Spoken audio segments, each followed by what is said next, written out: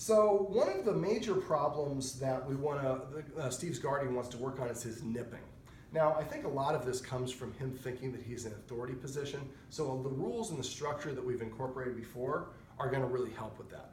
But sometimes he nips when the kids are running by too fast, when it's not the children that live here, but their friends. So what we want to do is help him to develop a new way of interacting with them. One of the things we're going to do is we're going to use a leash. Now, this is what I call hanging J because it looks like the letter J. I don't want it to be like this. See how he's pulling a different reaction as soon as I put tension? There we go. So what we want to do, it's basically a counter conditioning technique. Now I'm going to show you how to do this in the video. I'm kind of going to describe it. So I've got the treats. We can tell that he really likes the treats that I have. Now we can't let him climb on top of me because that's an indicator of lack of respect for me as an authority figure. So when he does that, I think he was just tired, but I'm not going to allow that. If I let him lean against me, that shows that, yeah, it's okay to violate those boundaries. So what I'm going to do, the two tests for the counter conditioning is we want to be able to have the dog sit and take the treat while it sees something it normally reacts to. We have it on a leash to prevent it from getting aroused by running around. The more a dog runs around, the more worked up they get. So what I'm going to do, the definition of the counter conditioning is to expose the subject to a stimulus, in this case kids running around, under a controlled situation, which is the leash, and help the dog observe the situation at a lower level of intensity. So we might have a lower level of intensity by increasing the distance between us and the children. And while we provide a positive reinforcer while the stimulus is going on.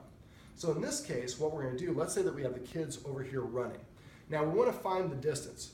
Let the kids run around in circles in this area and then be maybe 25 feet away, and then put Steve into a sit, and then see if you can, while he's looking at the kids that are over here, I'm letting him chew on this. Now if you notice this, I can change his orientation by changing the alignment of the treat, up, down. So I want to keep him looking at the kids. Now I'm going to let him nibble on it and chew a little piece of it while he's looking at the kids. Now if he gets up or he doesn't want to take the treat, the kids are too close. So once we find the distance where, the minimum distance where he can sit and take the treat and still look at the kids, then we know that's where the distance we're going to start at. So then I'm going to have the kids run around and do craziness, jumping jacks or yelling, screaming, all that fun stuff.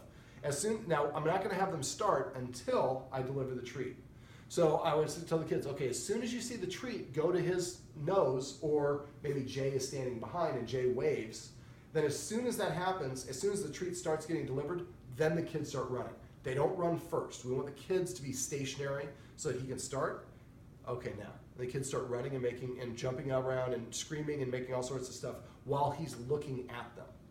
Now we keep on practicing this at this distance until we get to the point, and see how he's looking away, so I would turn it away. So what I do is I hold my hand like this. So these three fingers are under his jaw, and then I can orientate him whichever direction I want. Just make sure he's looking at the kids in this case.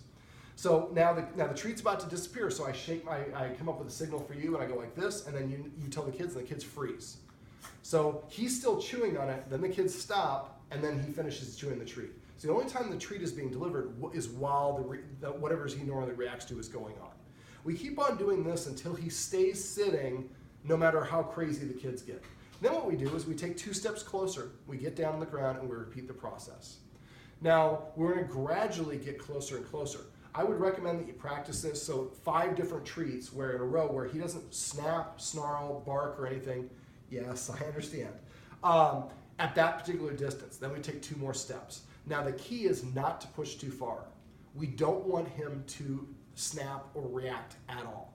The goal for this is we want him to continue and to develop a new neural pathway, basically, and a new behavior because he practices that new behavior. Now because we have such a distance, he's able to relax and process it without feeling the need to nip. Now this might take several days, a couple weeks or so, but eventually you're going to get close enough where the kids can be right here and he's getting the treat while he's looking at them screaming and going crazy. So we're helping him practice a new behavior around the kids doing the behavior that triggers a response. This one moving too quickly. For little dogs and dogs that think they're in charge, kids or people that move around fast, skateboards, bicycles, they want to bite and nip them to say, I disagree. But by counter-conditioning him this way, we create a positive association. So when kids are running and going crazy, I get the best possible treats I've ever had delivered to me. Just like us, if every time we go to a restaurant we find a $100 bill in the lobby, we're going to eat there a lot because we're getting a positive reinforcer. That's all we're doing is using a positive reinforcer for him to have a positive association with the kids running, instead of right now he thinks he needs to correct, disagree, or control them. That's how we can use counter conditioning to stop him from nipping.